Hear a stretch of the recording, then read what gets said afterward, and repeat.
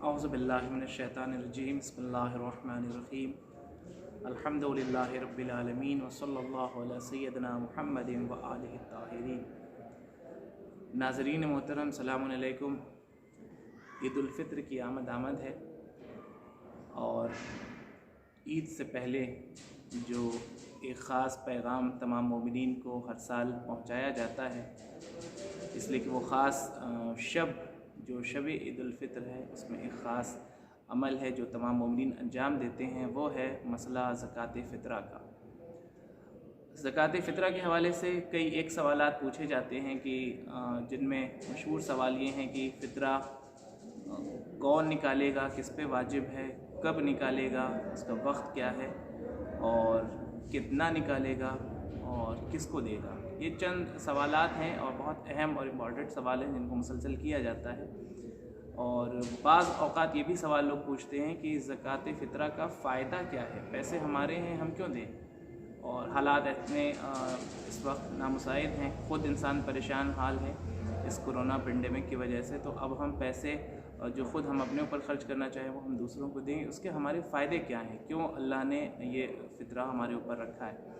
तो मैं सारी बातों का जवाब बारी बारी से दूंगा इंशाअल्लाह मुख्तसर से लफ्ज़ों में।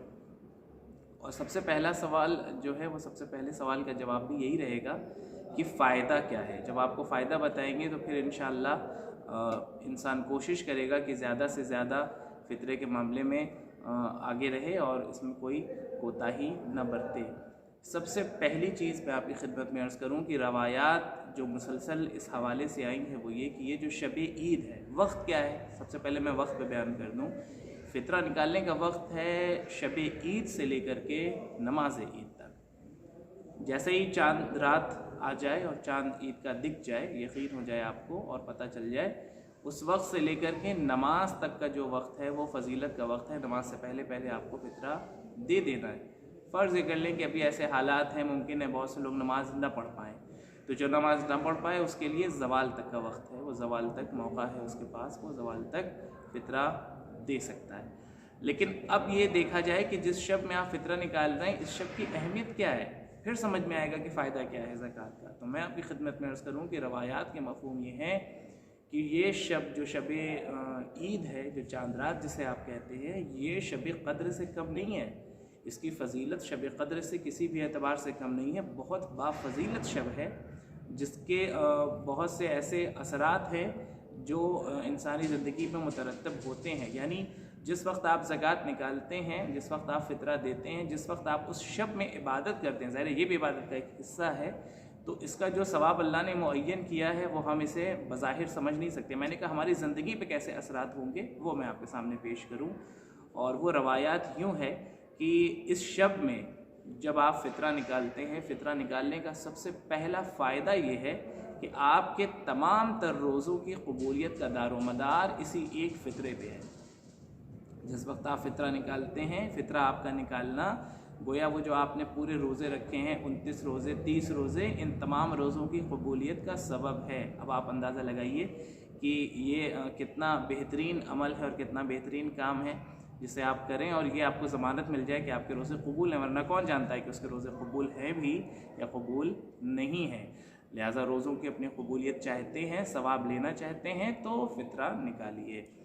और दूसरा फ़ायदा क्या है, बहुत से फ़ायदे हैं जिनमें से हम चंद फ़ायदे आपकी खिदमत में पेश कर रहे हैं। सबसे पहला फ़ायदा तो ये है। दूसरा फ़ायदा ये, आज हालात हाज़िरा में आप इसे महसूस कर सकेंगे कि वो इंसान जो फ़ित्रा निकालता है वो नागहानी मौत से महफूज रहता है। नागहानी मौत आप आज देख रहे हैं इस पेंडेमिक के दौर में, जवान लड़कों के साथ ऐसे हादसे हो जा रहे हैं। ये कोरोना ऐसी वबा इस वक्त तमाम तर आलम इंसानियत को घेरे हुए कि आप तसव्वुर भी नहीं कर पाते कि ये एक अच्छा खासा इंसान जो अच्छी खासी सेहत का मालिक था, आज बीमार हुआ, 2 दिन के अंदर अंदर हादसा हो जाता है। यानी ऐसा लगता है कि वक्त से पहले मौत आ गई।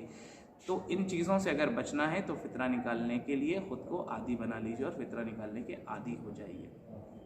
ये था फ़ायदा। अब आइए अहम सवाल पे। अहम सवाल ये कि फ़ित्रा निकालेगा कौन। देखिए, हर वो इंसान जो बालिग़ है, आक़िल है, दीवाना नहीं है, बेहोश नहीं है, ऐसे शख्स पे फ़ित्रा निकालना वाजिब है। किसका? अपना और अपने अहलो अयाल का। ख़ुद का भी निकालेगा और उन अफराद का भी फ़ितरा निकालेगा जो उसके नानो नफ़क़े वाले हैं, जो उसके नानखोर हैं, जो उसका खाना खा रहे हैं, जिनकी वो किफ़ालत कर रहा है।